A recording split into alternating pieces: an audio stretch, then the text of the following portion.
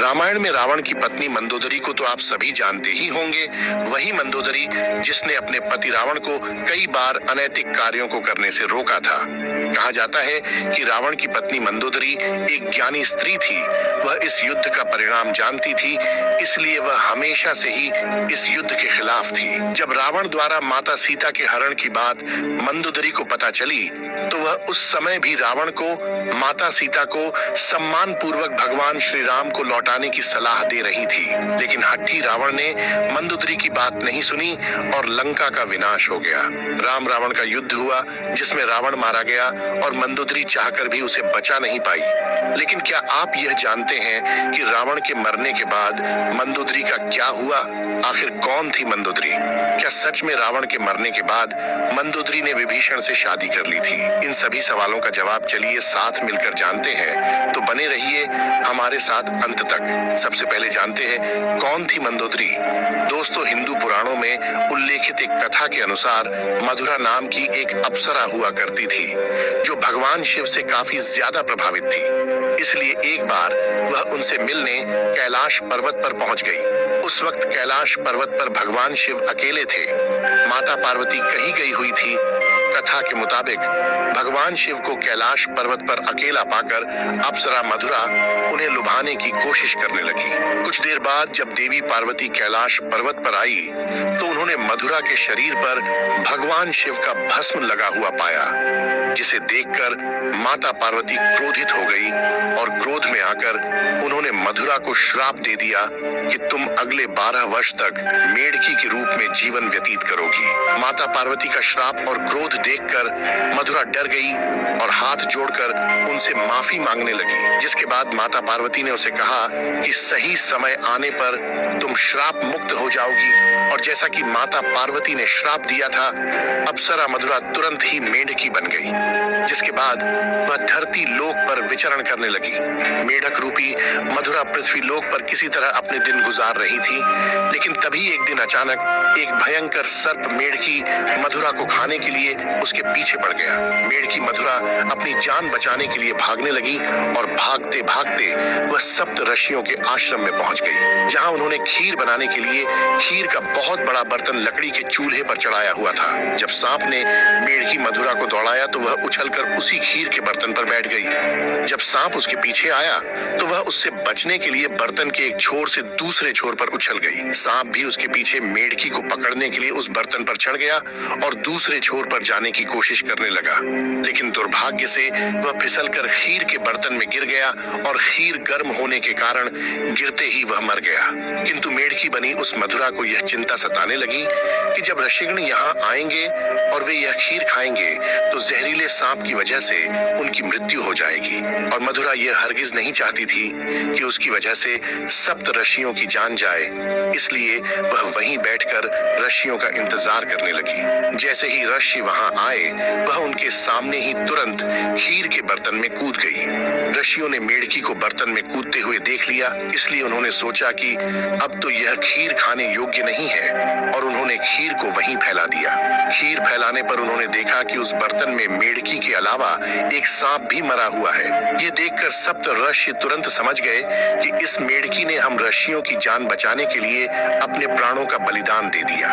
मेढकी के इस नेकदिली को देखकर सभी ऋषियों ने अपनी शक्ति से उस मेढकी को जीवित कर दिया और उसे कन्या का स्वरूप दे दिया, जिससे अब मधुरा मेढकी से एक सुंदर कन्या बन गई।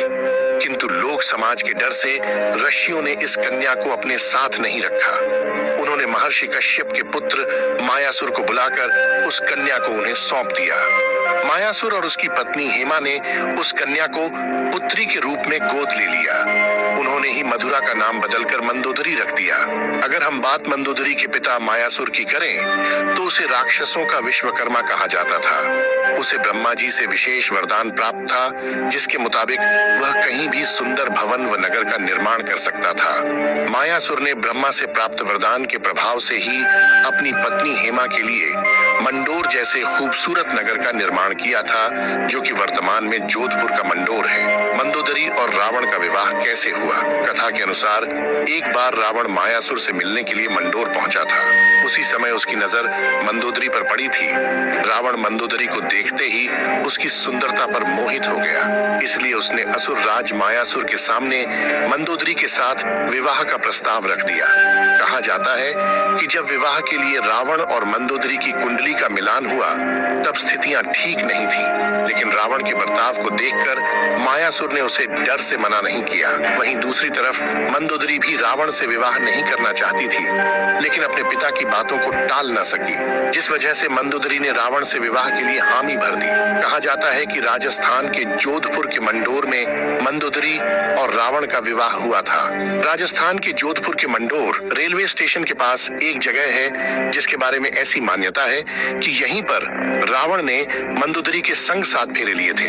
कुछ मान्यताओं के मुताबिक भगवान शिव के वरदान के कारण मंदोदरी का विवाह रावण से हुआ था।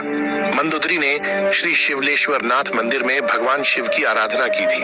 ये मंदिर मेरठ के सदर इलाके में है। कहा जाता है कि मंदोदरी ने भगवान शंकर से यह वरदान मांगा था कि उसका पति इस धरती का सबसे विद्वान और शक्तिशाली हो। उस समय रावण ही एकमात्र ऐसा पुरुष था जो धरती का सबसे विद्वान और शक्तिशाली था। कहते हैं रावण मंदोदरी की सुंदरता पर इस कदर मोहित हुआ कि उसकी कई रानियां होते हुए भी उसने मंदोदरी को यह वचन दिया कि केवल मंदोदरी ही उनकी प्रमुख रानी और लंका की महारानी होगी। कथाओं में मंदोदरी को एक पतिव्रता नारी के रूप में वर्णित किया गया है। वह मंदोदरी ही थी जिसने अपने पति रावण के मनोरंजन के लिए शतरंज के खेल का प्रारंभ किया था। रावण से विवाह के बाद मंदोदरी को रावण से मेघनाथ और अक्षय कुमार नामक 2 पुत्र भी हुए थे। लोक कथाओं के मुताबिक श्री राम द्वारा रावण के वध के पीछे मंदोदरी का भी हाथ था। कहा जाता है कि रावण की मृत्यु एक दिव्य बाण से हो सकती थी, और उस दिव्य बाण के बारे में रावण ने सिर्फ मंदोदरी को ही बताया था। लेकिन हनुमान जी ने बहुत ही चालाकी से अपनी बातों में फंसाकर मंदोदरी से इस बाण के बारे में जानकारी हासिल करके उसे चुरा लिया, और इस बाण की मदद से प्रभु श्री राम ने रावण का वध कर दिया था। कहते हैं कि मंदोदरी अपने पति द्वारा किए गए बुरे कार्यों से अच्छी तरह परिचित थी। वह हमेशा रावण को यही सलाह देती थी कि बुराई के मार्ग को त्याग कर सत्य की शरण में आ जाए। लेकिन अपनी ताकत पर घमंड करने वाले रावण ने कभी मंदोदरी की बात को गंभीरता से नहीं लिया, और उसका परिणाम तो आप सभी जानते ही हैं। क्यों किया मंदोदरी ने विभीषण से विवाह? जब रावण ने सीता का हरण किया था, उस वक्त मंदोदरी ने इसका विरोध किया था। उसने रावण को मां सीता को पुनः राम को सौंपने को कहा था, लेकिन रावण ने मंदोदरी की बात को अनसुना कर दिया। प्रचलित कथाओं के मुताबिक राम रावण के युद्ध में विभीषण और मंदोदरी सहित कुछ गिने चुने लोगों को छोड़कर रावण के पूरे कुल का नाश हो गया था। रावण की मृत्यु की खबर जब मंदोदरी को मिली तो वह विलाप करते हुए युद्ध भूमि में पहुंच गई, और रावण के शव को देखकर वह तेज आवाजें निकालकर रोने लगी। कहते हैं वहां युद्ध भूमि में मंदोदरी की नजर प्रभु श्री राम से भी टकराई। मंदोदरी को इस तरह से विलाप करता देख प्रभु श्री राम को भी अति दुख हुआ था। लंका के सुखद भविष्य के लिए श्री राम ने विभीषण को लंका का राजपाट सौंप दिया था, और उन्होंने मंदोदरी के सामने विभीषण से विवाह करने का प्रस्ताव रखा था। लेकिन उस समय मंदोदरी ने इसका कोई उत्तर नहीं दिया। इसके बाद प्रभु श्री राम अपनी पत्नी सीता और भाई लक्ष्मण के साथ वापस अयोध्या लौट गए। वहीं दूसरी तरफ मंदोदरी ने रावण के वियोग में खुद को लंका के महल के कमरे में कैद कर लिया। बहुत दिनों तक इस कमरे में कैद रहने के बाद वह बाहर निकली, और फिर उसने विभीषण से विवाह कर लिया। लेकिन कुछ विद्वान इस बात को सीधे तौर पर नकारते हैं। उनका मानना है कि यह सिर्फ अफवाह है, इनका सच्चाई से कोई भी लेना देना नहीं है। दरअसल इन विद्वानों के मुताबिक मंदोदरी एक पतिव्रता नारी थी। वह अपने पति के प्रति पूरी तरह से समर्पित थी। इतनी महान ज्ञानी और पतिव्रता नारी ऐसा निर्णय नहीं ले सकती। ऐसे में रावण की मृत्यु के बाद मंदोदरी का विभीषण से विवाह करना एक लोक कथा के अलावा और कुछ नहीं है। वैसे दोस्तों, आपको क्या लगता है कि क्या मंदोदरी ने विभीषण से दूसरा विवाह किया होगा? कमेंट में अपनी राय जरूर बताइएगा। मिलते हैं आपसे अगले वीडियो में, तब तक के लिए नमस्कार।